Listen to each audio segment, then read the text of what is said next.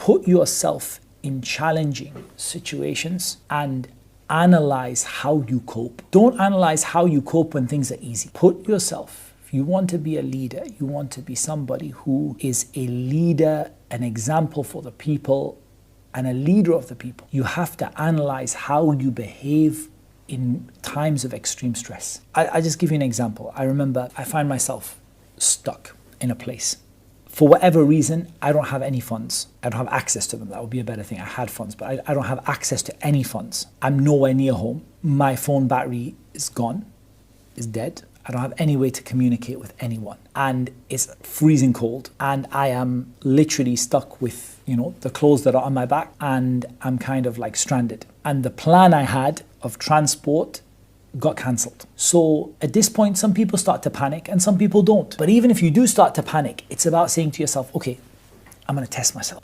I'm supposed to be someone who teaches people about Islam and about, going back to the characteristics of the early generations. And this is a small thing. These people went to jihad, and I'm just worried about being stuck overnight somewhere without any way to contact people. So what can I do? So, okay, first of all, make dua to Allah. Second of all, let's make a plan and let's start. If my plan is to walk 40 miles overnight, that's what I'm going to do. Bismillah. So my first thought is, okay, I know what I can do.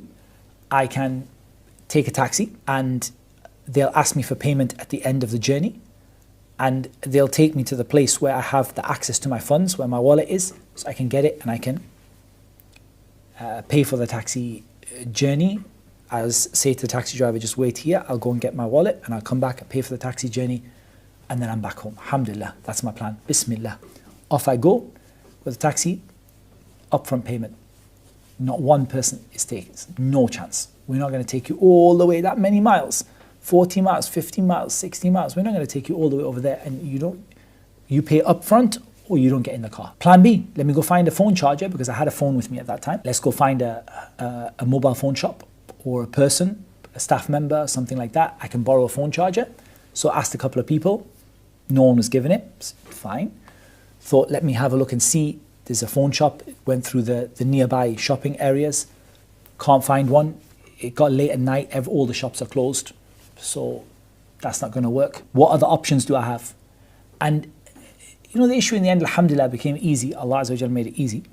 But you evaluate how did you behave in that situation. How did you cope? Not how you coped when everything was easy. Everyone copes when things are easy, generally. But how did you cope when things were really, really, really hard? And that was just an example. It wasn't that hard. Nothing that a couple of hours walking wouldn't have solved, inshallah. But it was, at the time, a stressful situation. I was a bit stressed about it. I was like, subhanallah, what a difficult situation to be in. But you ask yourself, how did I cope? How do I cope? How do I manage? And what can I do next time to be able to cope better? And it's not about next time I would, have a power bank for my phone. That's obvious. I'm talking about the way that you coped with it. Next time, let's just say your car tire popped in the middle of the road and you don't have a spare. You don't have a phone. You don't have any money on you. For example, if that happened, different scenario. How are you going to cope with that situation? Have you got that mentality of ask Allah for help? Ask Allah to make it easy. If necessary, pray. Sort yourself out. Take what you need. Bismillah, I'm going to start walking. That's what I've resolved to do. فَإِذَا عَزَمْتَ فَتَوَكَّلْ عَلَى اللَّهِ, and put your trust in Allah. It's the way that you deal with the situation, not the situation itself. It could be any situation. Could be any situation. So how you deal with stressful situations, I think, is a nice routine to evaluate yourself in. Because people, sometimes you start snapping at people, you start being very rude, you start being very difficult, and you say, I'm stressed. But that's, you're supposed to be able to handle those stressful situations. And you look at your weaknesses. If your weakness is, example, as we said, generosity, you look at working on that. If you feel that you're not, you're not a strong person with strong character, you don't have a lot of confidence, So again, you work on that. But yeah, that's an example of one routine that I often ask myself. How do you behave when things go wrong? And how do you behave when you're extremely stressed? And sometimes the thing that stresses me the most is if I've got a lot of obligations to people. That's the thing.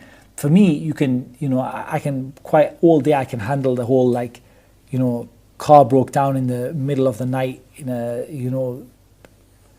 500 kilometers from civilization. That for me is I'm all right. But what stresses me like crazy is obligations to people.